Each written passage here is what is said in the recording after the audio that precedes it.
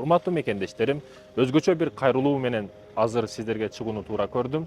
Бул кандай десеңиздер, буга чейинки проектлерден, буга чейинки иш-чаралардан акчаларды ашырып мен сактап, буга чейинки кылып жаткан иштеримден, бизнестерден дагы сырткары акчаны колдон келишинче чогултуп, башка тегерек достордон, бизнесмендерден дагы сунушум дагы, суранычым дагы ушул болуп атат. Бул не десеңиздер, мекендештерим, 7 областтын башын бириктирген бул Бишкек калаасы, Бишкек борборубуз. Бул жерде университет дагы бардык ушул жерде, колледждер дагы бардык ушул жерде, билим берүү тармагы бүт бардык ушул жерде.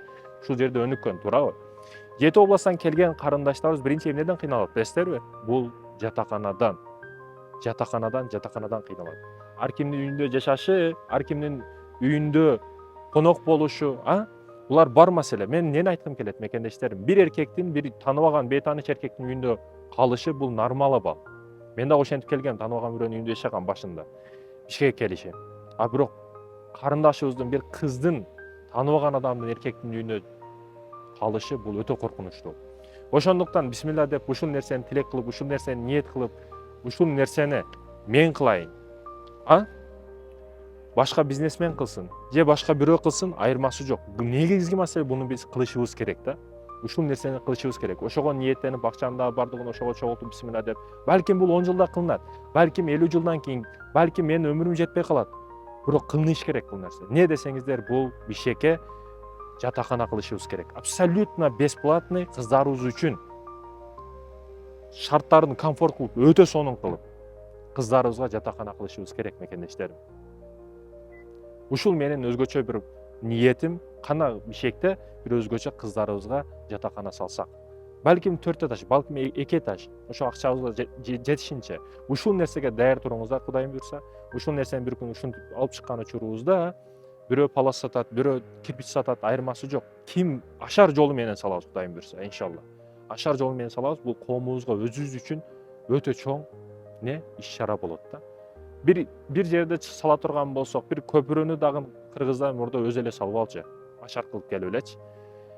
Бир мечит болобу, башка болобу өзү эле келип чогулуп салып алган эл. Ошол сыяктуу биз кыздарыбыз үчүн, өзүбүз үчүн өтө чоң, өтө жакшы нерсе болот. Ушунун шылтоосунан кыргыздын башы биригет, бул жатакана маселеси. Ал жерде көлдүксүн, баккендиксин деп бөлбөйт, ал жерден тарбиялуу кыздар чыгат.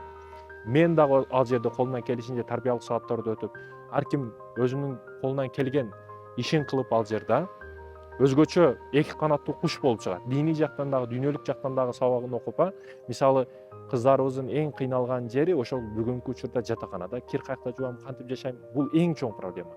Кыздарыбыз үчүн жатакана сала турган болсок, мен азыр Кореяга барсам дагы, Кудайым буйрса, ошол атайын фонддорго ушул проект боюнча сунушумду айтамын.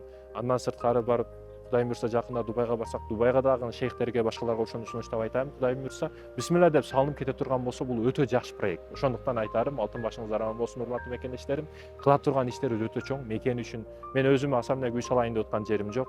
Өзүм үчүн бир нерсе кылайын деп аткан жерим жок. Бул сиздер үчүн, биздин келечек урпак балдар үчүн. Кыздарыбыз кылымдарды каратат. Кыз бул деген эне да. Кыз бул деген ушул кыз. Кыздарыбыз үчүн өзгөчө жатакана болуш керек. Айтайын деген сунушум, пикирим, жеке менин алдыда ниет кылып, Кудайым буйрса, ошондон сен кыламын деп аткан эрежем, максатым ушул. Кудайым буйрса, аман болсок, ушул ишти кылабыз. Ушул нерсеге даяр болуңуздар. Алдынтан эскертүү катары айтып койдум. Көңүлүңүздөрдү жай кылыңыздар.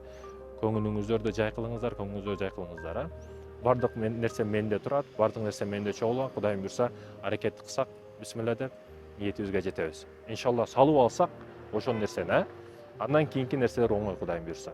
Аракет кылайлы, жакшы иш-чараларды эч качан үзбөйлү. Мекен үчүн, эл жер үчүн ар дайым кызматыбыз калат. Бисмилла дейли.